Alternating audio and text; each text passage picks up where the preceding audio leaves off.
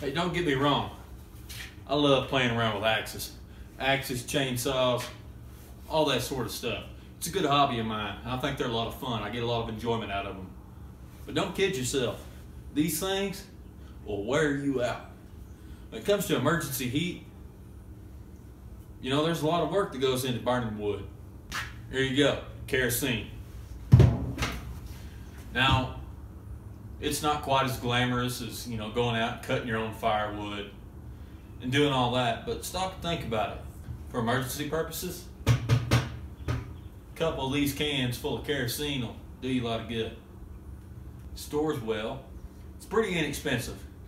And I burn the red dye kerosene in all my heaters. I've never had a problem with it. And we use them a lot. Think about this. What if you got to evacuate? Or what if your family is out of power and they need some heat? Are you going to carry a full cord of wood around with you? I can load up a couple, 3 cans of these and a kerosene heater, take off down the road. It's easy. This is a style that we like to use.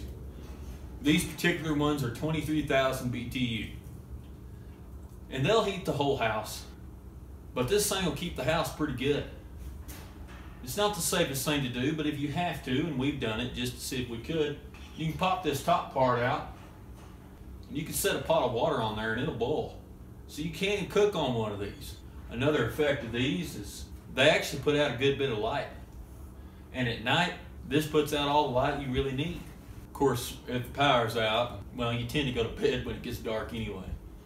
I'll bring you in close and I'll show you a few things about it. This is the 23,000 BTU style. You've got a wick in here, battery operated lever here. The batteries are always dead. I always just use a match. It's a lot easier. They burn really pretty efficiently. The main thing you need to remember with these is warm your fuel up to room temperature or as close as you can. I don't know why, but when the fuel's warmed up, they seem to get a little bit better efficiency. Like I said, this thing will heat the whole house. There's not much maintenance that you got to do on these, and I'm going to post a video in the next few days or weeks. I'm not exactly sure on how the maintenance with these works. As with everything, there are a few drawbacks. And kerosene, when burning properly in a heater, is extremely clean.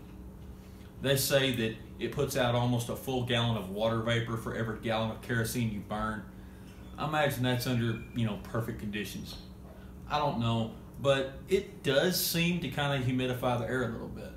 One of the disadvantages is for the first 5 minutes whenever you light one of these, the burner inside there hasn't heated up yet. And there's a lot of fumes that are left unburned. And it smokes a little bit, just a little bit, not much, until that burner gets heated up. That generally takes about 5 minutes.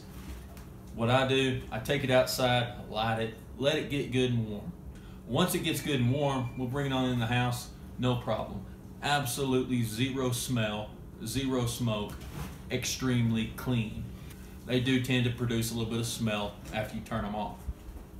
You do have to run these full wide open.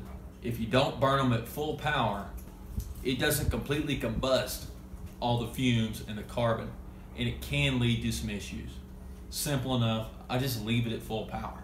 23,000 BTUs, and it's either on or off. They do make some smaller versions of these that are 10,000 BTUs. There's an argument to be said that a couple 10,000 BTU heaters would be better than a 23,000 BTU. They come in 2 different styles. They come in this convective style and in the radiant style. I'll put a picture in, let you know what one of those look like. The wicks for these cost about 10 bucks. I generally change one every year, unless it's a year where I didn't use it very much. Now I know there's going to be some people that are telling me propane. Propane's a great option. I wouldn't have any problem at all running propane. That's what I grew up with, was burning propane. We had a giant propane tank that we'd have filled every 3 years, and that's what we heated the house with. The stove ran off of that, as well as the water heater. And propane's good. It's a real clean, nice, even heat, and it's pretty efficient. But when you look at the multifunctional end of things, it's harder to cook off of if you have to. And it also puts out zero light. Zero light.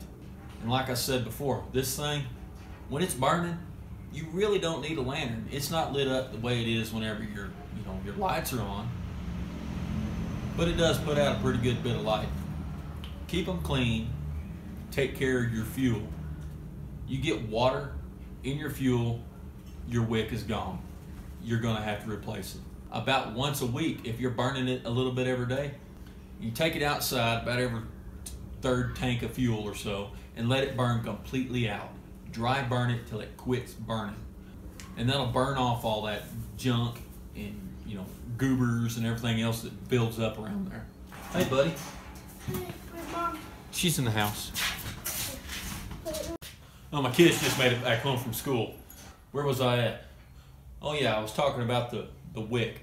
So you'll need to dry burn that about every third tank of fuel.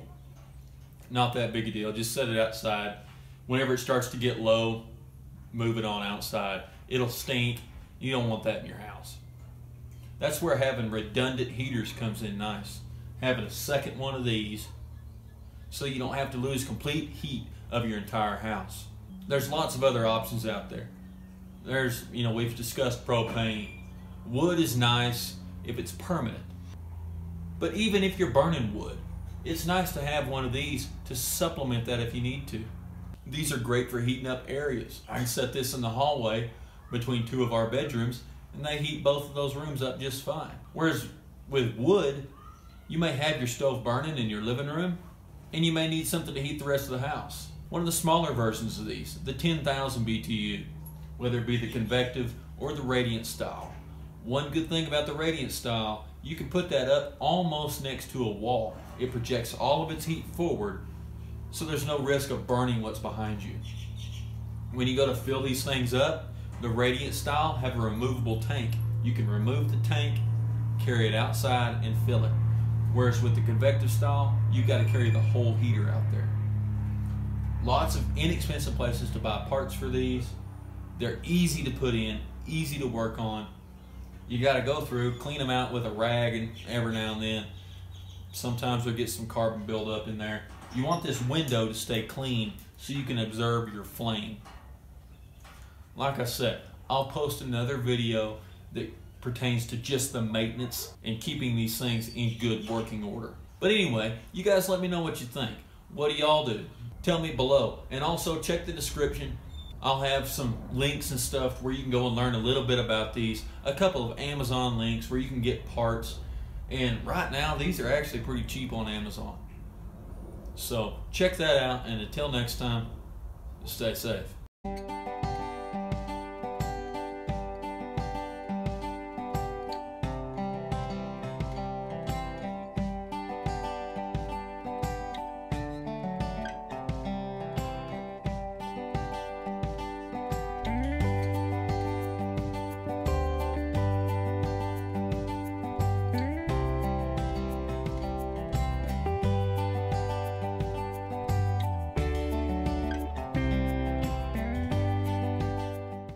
Hey, don't get me wrong. I love playing around with axes. Axes, chainsaws, all that sort of stuff. It's a good hobby of mine. I think they're a lot of fun. I get a lot of enjoyment out of them. But don't kid yourself. These things will wear you out. When it comes to emergency heat,